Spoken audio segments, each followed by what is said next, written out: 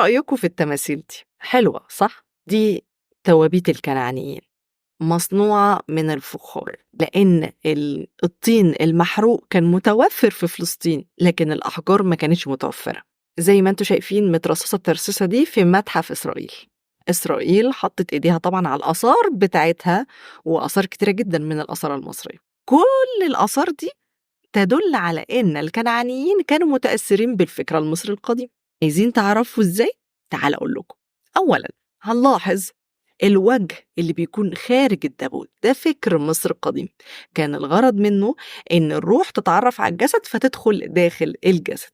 تاني حاجة الوضع ده، زي ما انتم شايفين في توابيت كتيرة جدا عاملة الوضع ده الوضع الأوزيري، لأن المصري القديم كان مؤمن إن هو لما هيموت هيتحول إلى أوزير، فكان بيعمل الشكل ده بالتصميم ده.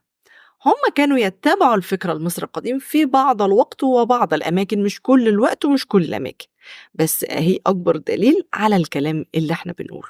في آثار تانية فيها تأثر شديد جدا بالحضارة المصرية القديمة، هبقى أوضحها لكم.